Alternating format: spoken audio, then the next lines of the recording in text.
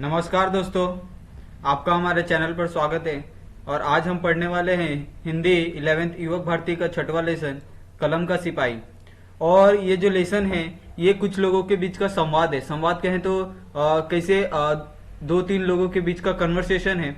इसमें दो तीन लोग कलम के ऊपर बात कर रहे हैं, यानी एक कलम किस प्रकार अपना कार्य कर सकता है इसके बारे में यहाँ पे बताया गया है। और जो इसके लेखक वो है डॉक्टर सुनील केशव देवधर। लेखक का परिचय पढ़ लेते हैं।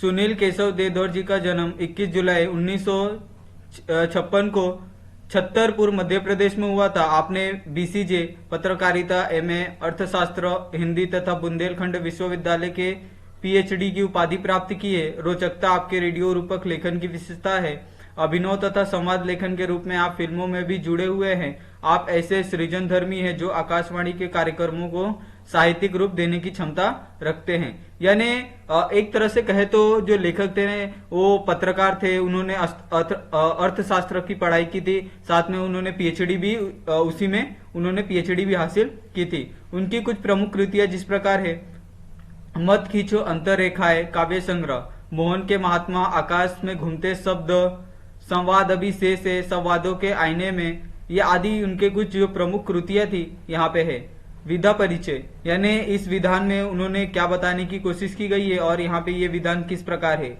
रेडियो रूपक एक विशेष विधान है जिसका विशेष नाटक से हुआ है। रेडियो रूपक का क्षेत्र विस्तृत है।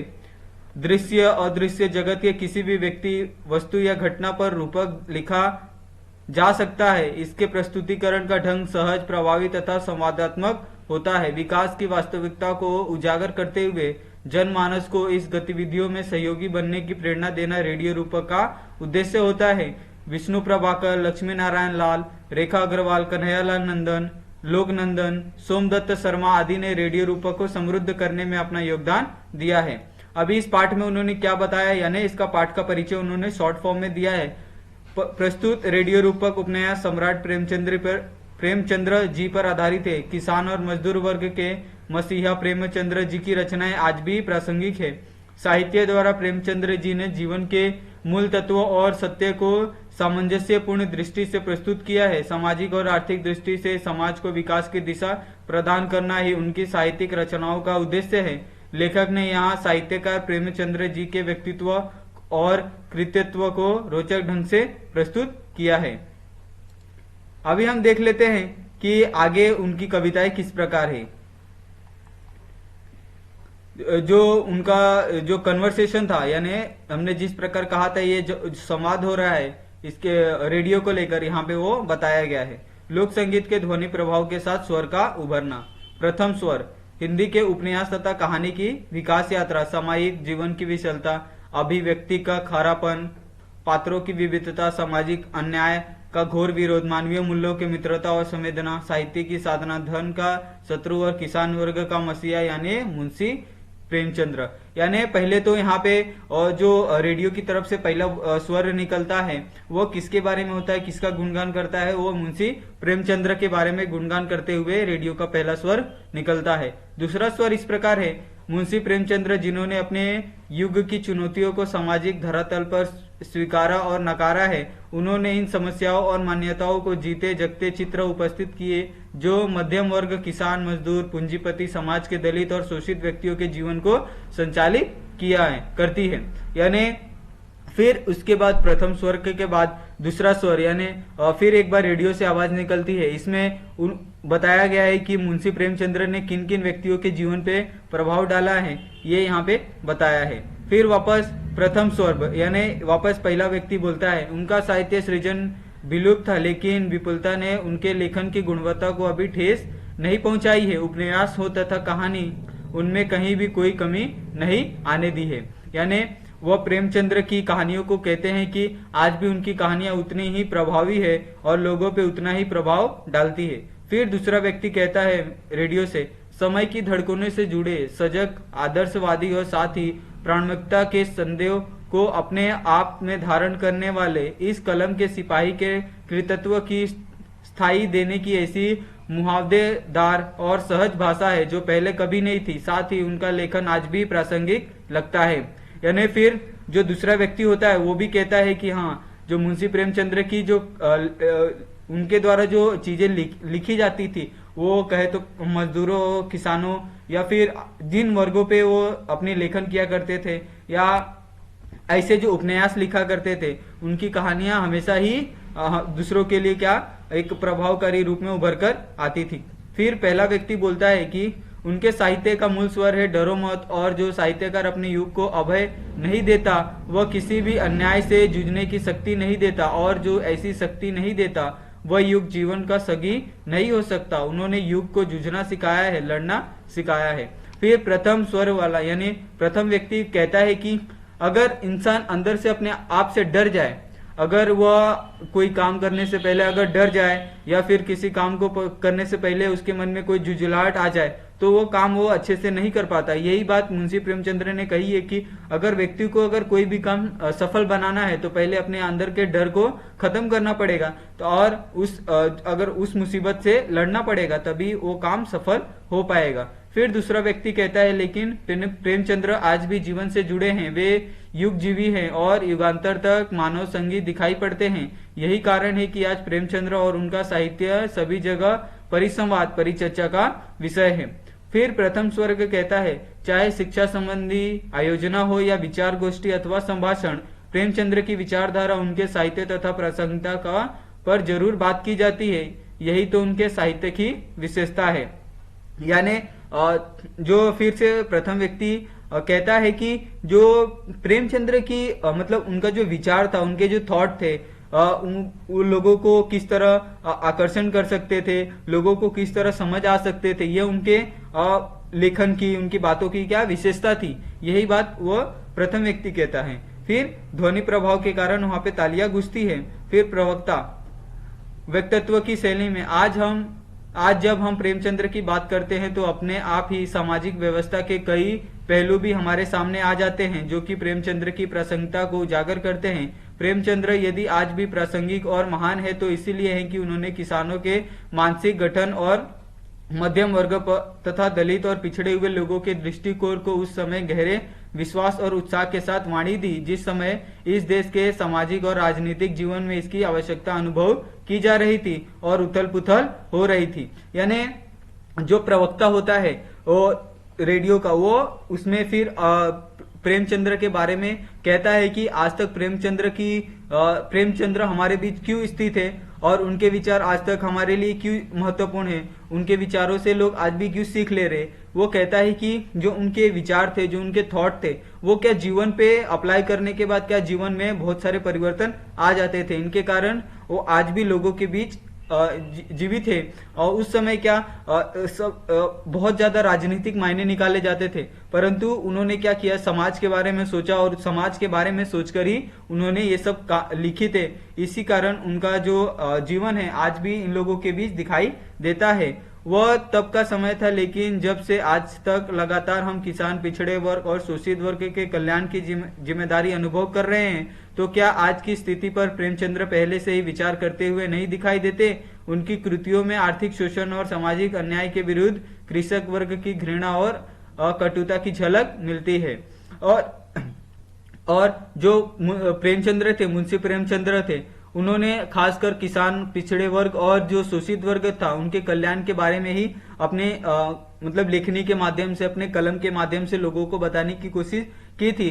तो इस पे जो क्या बोलते हैं, इस पे जो प्रवक्ता है वह फिर कहते हैं, मतलब एक सवाल किसी के मन में भी आ सकता है कि जब उन्होंने लिखना, क्या इससे पहले उनके मन में ये विचार नहीं आया था, या फिर इससे पहले वो नहीं सोचा करते थे, या फिर जब उन्होंने लिखना प्रारंभ किया तभी वो उनके मन में ये सब ख्याल आए, ऐसे वो बातें करते हैं। प्रेमचंद्र का व्यक्तित्व तब सबसे अधिक विकसित होता है जब वह निम्न मध्य वर्ग और कृषक वर्ग का चित्रण करते हुए अपने युग की प्रतिगामी शक्तियों का भी विरोध करते हैं और एक श्रेष्ठ विचारक और समाज सुधारक के रूप में प्रकट होते हैं। इनका विचारक, जिसे इनके साहित्यकार से अलग नहीं किया जा सकता, बदलती परिस्थितियों के अनुरूप तथा निजी अनुभूतियों के कारण बदलता भी रहा है और इसीलिए यह मूलतः सामाजिक होकर भी अपना कलेवर बदलता रहता है। प्रेमचंद्र का जीवन के प्रति जो दृष्टिकोण है वह पूस की रात और कफन कहानियों में एक नया मोड़ लेता है। इनकी संवेदना गोदान उपन्यास के नए साँचे में ढलने लगती है। प्रेमचंद्र ने अभी अपने को किसी सीमा में नहीं बांधा है। उनकी जीवन दृष्टि बदलती रही है, इसीलिए कभी वे मानवतावादी, कभी वे सुधारवादी, कभी प्रगतिवादी तो कभी गांधीवादी मुलत पड़ते हैं। लेकिन सत्य यह है कि प्रेमचंद्र कभी किसी बात को लेकर नहीं चले, न तो वादी होकर जिए और ना ही वादी होकर मरे। सच तो यह है कि वे सतत गतिशील रहे, कभी भी चुकते नजर नहीं आते, निषेध नहीं होते, इसीलिए वे हर काल में प्रासंगिक थे। यानी फिर जो उसका जो प्रेजेंट कर रहा था वह फिर एक बात कहता है मुंशी प्रेमचंद्र के बारे में कि वो इतने फेमस क्यों है और लोग आज भी वो लोगों के बीच में जीवित क्यों किस प्रकार है। वो कहता है कि जो उनकी मतलब लिखे द्वारा जो उपन्यास थे, फिर कहानियां थी, वे खासकर मध्यम वर्ग पे थी, किसानों पर थी और जो शोषित वर्ग थे उनके ऊपर थी। और आजकल हमारे मतलब समाज में ऐसे वर्गों की जो तादाद है मध्यम वर्ग की वो सबसे ज्यादा है। इसीलिए जो मध्यम वर्ग है वो उनकी बातों से क्या सीख लेता था और उनकी कहानियों में क्या होता था, किस प्रकार आदमी अपने आप को बदल सकता है, क्या उसमें सुधार ला सकता है, प्रगति की ओर क्या अपने आप में परिवर्तन कर सकता है। ये सब जो सच्चाई है आगे के जीवन की, यानी जो फ्यूचर है, इसके बारे में वो अपना एक प्रिडिक्शन लगाते थे और लिखा करते थे अपने उपन्यासों में। इसी कारण वह आज भी लोगों के बीच में जीवित है और प्रासंगिक है। इस पे सभी ने तालियां बनाई। फिर प्रथम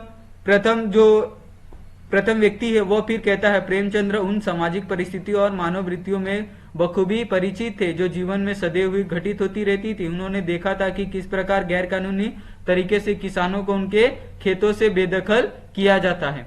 जैसे हमने बात की थी कि प्रेमचंद्र किसानों, मजदूरों ये सब के बारे में लेखन किया करते, तो इसी में जो प्रथम व्यक्ति है वो भी कहता है कि प्रेमचंद्र की कहानियों में यह भी बताया गया है कि किसानों पर किस तरह की मतलब मुसीबतें आती है, किस तरह से उनका शोषण किया जाता है। कई बड़े लोग जो पावर पॉलिटिक्स में रहकर पावर के दम पर क्या करते हैं, उनकी जमीनों को हथिया लेते हैं और फिर गलत पेपर सही बनाकर उनसे साइन करवा के उन्हें वहां से बेदखल कर दिया जाता है। ये बात उनको बता रहे थे।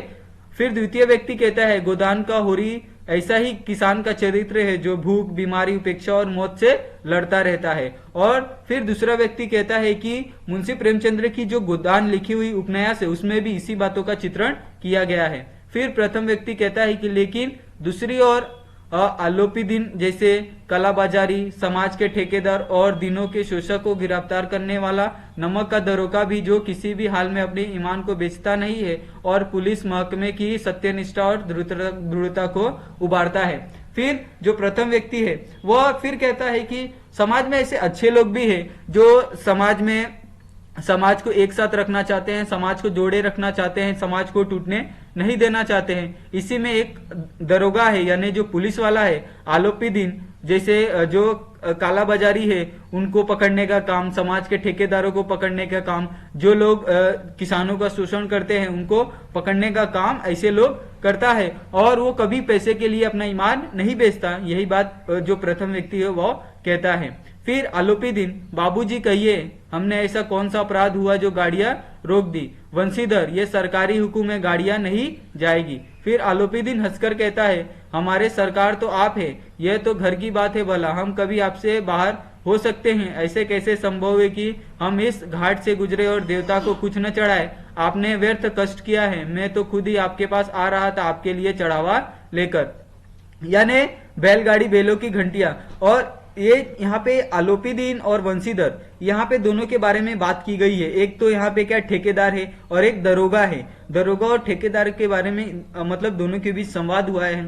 तो जो दरोगा है वो कहता है कि बाबूजी हमसे कौन सी अपराध हो गई कि आपने हमारा गाड़ी रोक दिया। और उस टाइम क्या था, जो बाहुबली लोग थे जिनके पास पावर था वो पुलिस से भी नहीं डरा करते थे। पुलिस को ऐसा लगता था कि हाँ ये पुलिस उनके लिए ही है और उनके इशारों पे ही काम करती है। इसी कारण जो आलोपी दिन था वह भी उनसे कहता है कि बाबूजी क्या अपराध हो गई कि आपने हमारी गाड़ी रोक दी। हम तो आपके पास ही आ रहे थे और हमने सोचा कि यहाँ पे भगवान है तो हम इनसे मिलते चले, उन पे चढ़ावा चढ़ाते चले। वंशीधर फिर कहता है कि हम उनमें से नहीं है जो कौड़ियों पर अपना ईमान बेचते। आप मेरी हिरासत में हैं, आपका चालान होगा।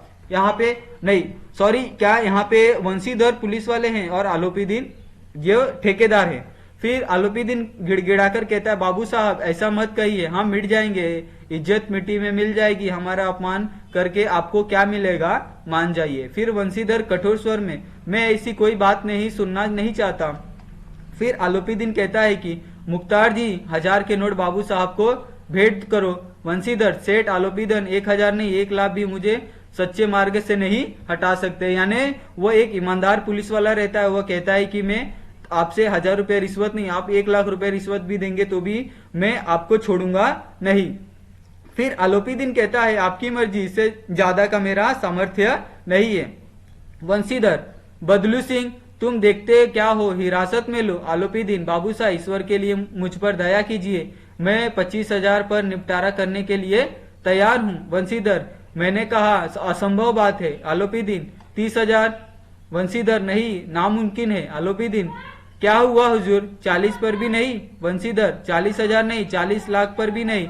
बदलू सिंह, इस आदमी को कभी हिरासत में लो, मैं एक शब्द भी नहीं सुनना चाहता, ये समझता क्या है मुझे। यानी वो जैसे जैसे उनको क्या रिश्वत देने की बात करता था और वैसे वैसे क्या वंशीधर जो पुलिस वाला था वो वैसे वैसे उसको मना कर देता था। यानी एक सच्चे ईमानदार पुलिस वाले का फर्ज उसने आखिरी तक नहीं छोड़ा। वो आखिरी में उसने 40,000 का ऑफर दिया, यानी 40,000 पे उसे छोड़ने की बात कही, फिर भी उसने कहा कि नहीं, मुझे आप 40 लाख दोगे तो भी मैं आपको छोड़ूंगा नहीं, क्योंकि आपने कानून तोड़ा है। फिर ध्वनि प्रभाव बैलगाड़ियों का प्रथम स्वर, तो ऐसा है प्रेमचंद्र का पात्र, कहानी का नायक जिसे कोई भी प्रबोधन आकर्षित नहीं कर पाता। क्या आज भी हम ऐसे ही दृढ़ता और ईमानदारी की उपेक्षा नहीं करते। फिर प्रथम स्वर में कहता है कि जो ईमानदारी प्रेमचंद्र की लेखनी में थी, क्या आज वैसी ईमानदारी आज के समाज में है। फिर द्वितीय स्वर कहता है, कहते हैं साहित्यकार के साहित्य पर उसके व्यक्तित्व की छाप होती है, तो क्या प्रेमचंद्र अपने व्यक्तिगत जीवन में इतने ही दृढ़ और सहज थे। फिर प्रथम स्वर कहता है, निसंदेह वे लेखक के नाते तो महान ही थे, मनुष्य के नाते भी वे और भी महान हैं। देखने में वे किसी भी तरह बड़े नहीं मामूली पड़ते हैं। उनकी दुबली पतली साधारण सी देह उनके द्वारा झेले गए कष्टों की सूचना देती है। भाग्य कभी उनके अनुकूल नहीं रहा। यानी फिर वो कहते हैं कि जिस तरह उन्होंने अपनी लेखनी में ईमानदारी की बात की है, क्या वो उसी प्रकार के व्यक्ति थे। तो दूसरा प्रथम व्यक्ति कहता है कि अगर वो इस प्रकार के आदमी ना होते तो उनकी लेखनी में इस प्रकार की बातें नहीं होती, क्योंकि जिस प्रकार का आदमी होता है, जैसा उसका स्वभाव होता है, वैसे ही वो अपनी बातें करता है, वैसे ही अपने आप को लोगों के सामने प्रेजेंट करता है। और उनके शरीर को देख के ऐसा नहीं लगता कि उनके पास बहुत सा धन होगा, उन्होंने कई सारे कष्टों को भोगा होगा, ऐसा वो कहते हैं। फिर द्वितीय स्वर, दूसरों के हृदय को मोहने वाला उनका आचरण, सीधा साधा ढंग, सहज बर्ताव, इन सब बातों से उन्होंने अपरिचित और परिचित की दृष्टि से उठा दिया था। उनमें सदैव बालकों सा भोलापन और सरलता थी। यानी जो मुंशी प्रेमचंद्र थे एकदम सीधे साधे व्यक्ति थे, और उनका जो एक व्यक्तित्व था वो क्या एकदम सीधा साधा भोलापन था। यानी वो अपने काम से काम रखते थे, जो समाज में बुराइयां हो रही थी उन पे अपना व्यक्तित्व लिखा करते थे, और इसी का प्रभाव बहुत लोगों पर पड़ता था। प्रथम स्वर, प्रेमचंद्र की सबसे बड़ी विशेषता है उनकी कहानियों और नाटक में व्याप्त मानवीय संवेदना। फिर द्वितीय स्वर, अमर कथा साहित्य की रचना के साथ साथ उन्होंने युग जीवन के सभी पक्षों पर अपनी नजर डाली है। युग चेतना के लिए जागरण निकाला, विभिन्न भाषाओं के साहित्य को एक दूसरे से परिचित कराने के लिए हंस का प्रकाशन किया। उनकी साहित्यिक महत्वाकांक्षाएं सर्वोपरि थी। क्या फिर वो कहते हैं कि जो मुंशी प्रेमचंद्र की लिखी हुई जो बातें थी वो क्या मानवीय संवेदनाओं को एकदम वो करती थी। उनकी जो मानवीय संवेदनाओं थी लोगों तक पहुंचती थी, उनके द्वारा लिखे हुए जो बातें थी वो लोगों को क्या समझ में आती थी, लोग इससे क्या निकाल सकते हैं, क्या सीख सकते हैं, ये इनकी बातों में विशेष था। और ऐसी बातें वो लिखा करते थे जिससे समाज में क्या हो, थोड़ी जागरूकता पैदा हो। फिर प्रथम स्वर्ग, उनका प्रगतिशील आंदोलन, विचारोत्तेजक निबंध, व्याख्यान आदि ने साहित्य भाषा और साहित्यकार के दायित्व की ओर जनसाधारण का ध्यान आकर्षित किया, और साथ ही संदर्भ और समाधान भी दिए। यानी जो उनके लिखे हुए क्या जो उपन्यास थे उसमें क्या लोग किस प्रकार से एक साथ रह सकते हैं, लोगों में किस तरह से भाईचारा हो सकता है, जितने भी समाज में व्याप्त बुराइयां हो किस प्रकार से खत्म हो सकती है, इससे बहुत लोगों ने क्या सीख लिया। फिर द्वितीय स्वर्ग कहता मतलब दूसरा व्यक्ति कहता है, और यही कारण है कि जहां अभी भी साहित्य प्रेमी मिल बैठे हैं वहां प्रेमचंद्र के व्यक्तित्व, कृतित्व, प्रासंगिकता, उनके उपन्यास, कहानी और पात्रों के अलावा उनकी विचारधारा, प्रगतिशीलता आदि पर खुली बहस होती है। उनके उपन्यास व कहानियां ही नहीं, पात्र तक लोकप्रिय हुए हैं। यानी ऐसे समाज में बहुत से जो लेखक है या फिर जो उपन्यास को लेकर, विचारों को लेकर और उनके द्वारा लिखे हुए उपन्यासों को लेकर आज भी वो बहस करते हैं, यानी उन पे चर्चा करते हैं कि इनके पास इतनी सोच कहाँ से आई, ये इतना कैसे सोच सकते थे।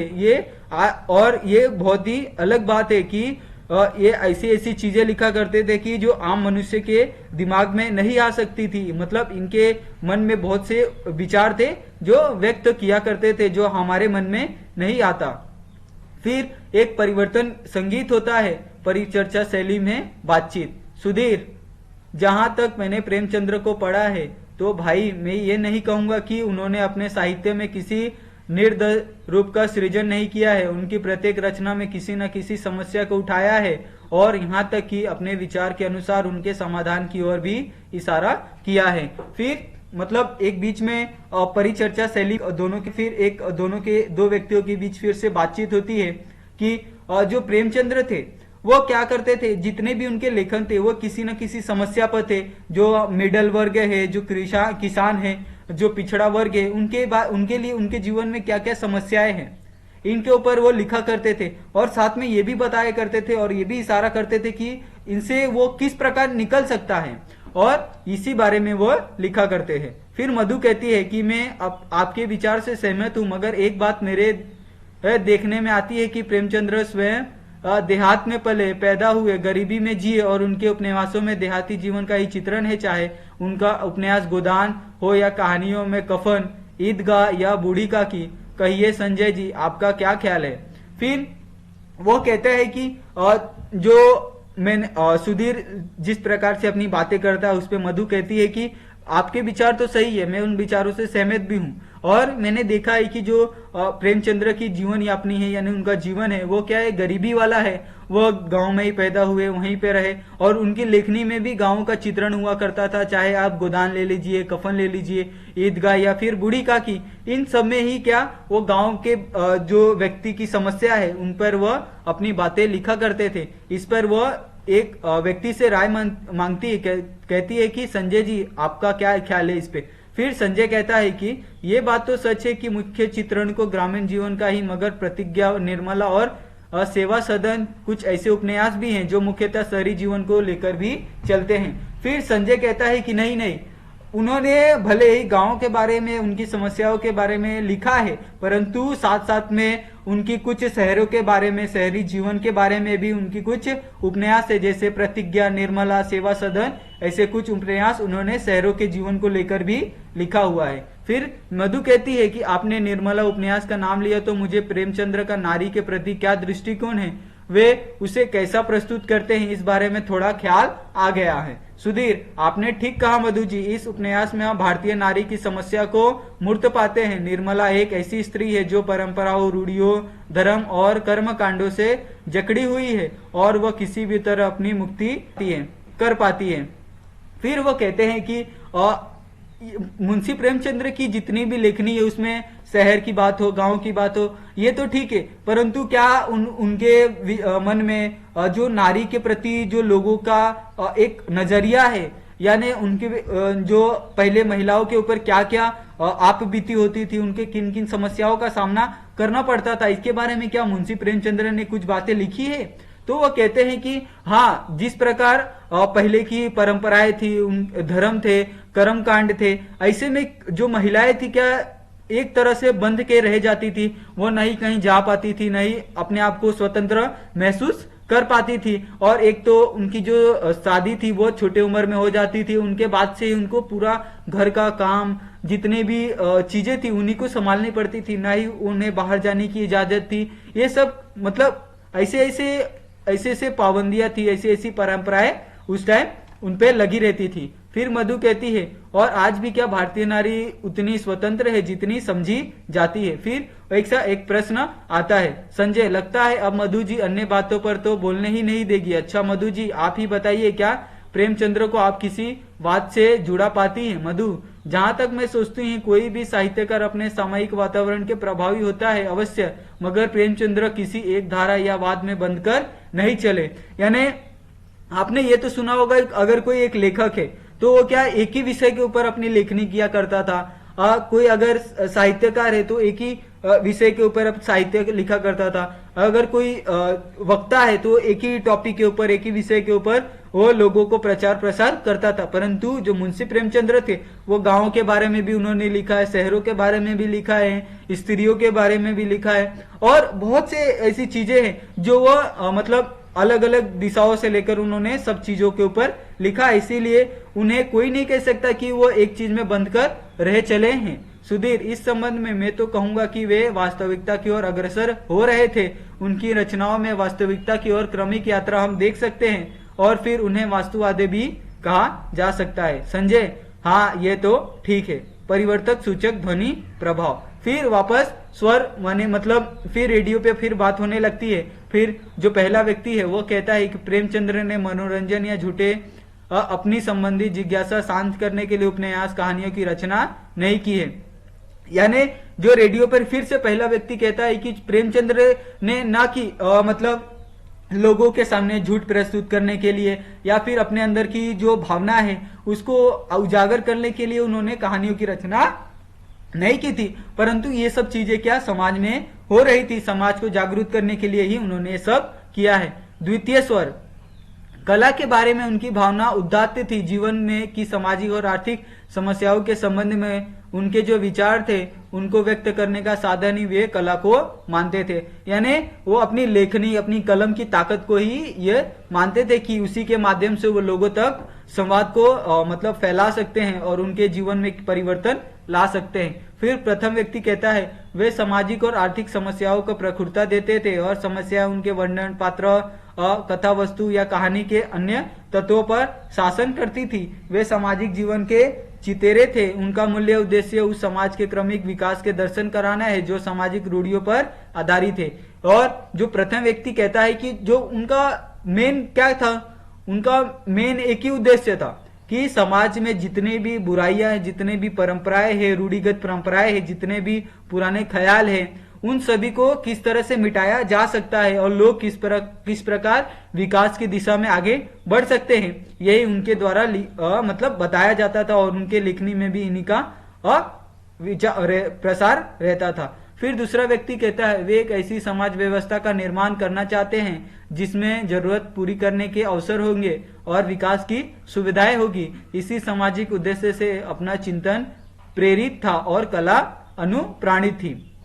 फिर प्रथम व्यक्ति कहता उन्होंने साहित्य, समाज और राजनीति के क्षेत्र में जो क्रांति का बीज बोया था वो आज प्रफुल्लित हो चुका है, जो आगे चलकर विशाल वट वृक्ष में परिपर्ण होगा, जिसकी छाया में सुखी राष्ट्र का निर्माण होगा। उनके साहित्य में जागृति की औषधि है जिसकी नींव पर साहित्य का विशाल भवन खड़ा होगा। फिर दूसरा व्यक्ति कहता है प्रेमचंद्र का साहित्य ही कालजयी नहीं, वे स्वयं भी कालजयी है। यानी जो उनकी जो बातें थी वो क्या कहते हैं कि जो मुंशी प्रेमचंद्र जी थे वो गांव के समस्याओं के बारे में, शहरों की समस्याओं के बारे में, स्त्रियों के बारे में, साथ साथ उन्होंने राजनीति के क्षेत्र में भी अपनी मतलब साहित्य लिखे थे, उपन्यास लिखे थे, जो आज जाकर क्या उभर कर सामने आ रहे हैं। और इसी पे जो दूसरा व्यक्ति है वो कहता है कि प्रेमचंद्र का साहित्य कालजयी यानी कालजयी का अर्थ होता है कभी न मिटने वाला, जिसका काल भी कुछ बिगाड़ नहीं सकता, वो वैसे व्यक्ति थे। और फिर संगीत के ध्वनि प्रभाव से फिर ये जो कार्यक्रम है ये समाप्त हो जाता है। अगर आपको ये मुंशी प्रेमचंद्र की जो कहानी है अगर आपको समझ में आई होगी तो आप हमारे चैनल को सब्सक्राइब करें, और अगर आपको कोई परेशानी हो इस पाठ में तो आप हमें कमेंट भी कर सकते हैं। आपका बहुत बहुत धन्यवाद।